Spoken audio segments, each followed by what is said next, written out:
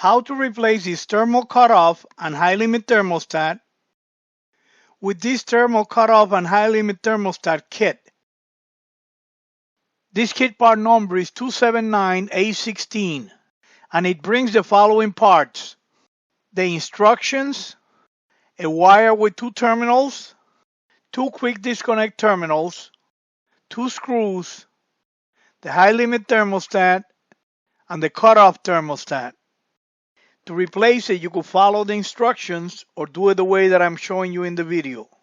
Disconnect the dryer from the wall outlet and keep it disconnected. You will need to remove the terminal block cover and the back panel. You can move the power cord out of the way. The thermal cutoff is located here, so let me show you how to replace it. Disconnect the wires from the thermal cutoff thermostat.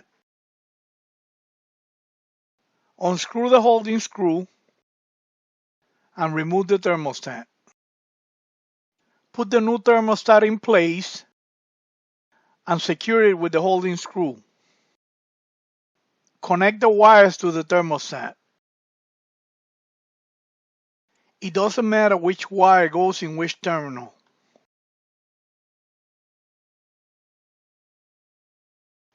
Now let's replace the high limit thermostat.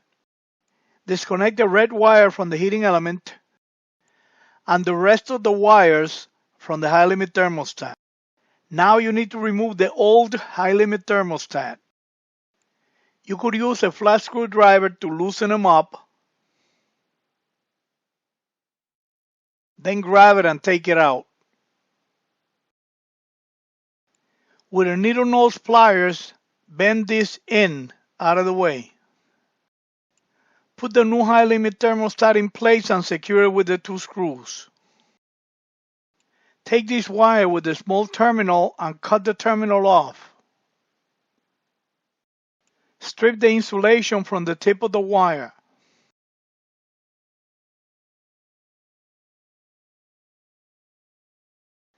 Take this double terminal and solder it to the wire.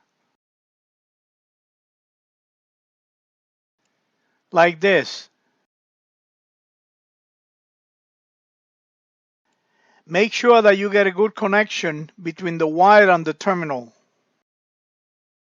Connect the smaller terminal on this wire to the terminal you soldered to the orange wire like this. Now let's connect the wires to the thermostat and the heating element. Connect the red wire to the top terminal on the thermostat. Connect the orange and red wires to the other side of the thermostat.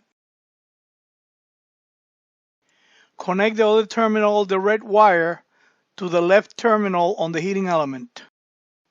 Connect the red wire to the right terminal on the heating element.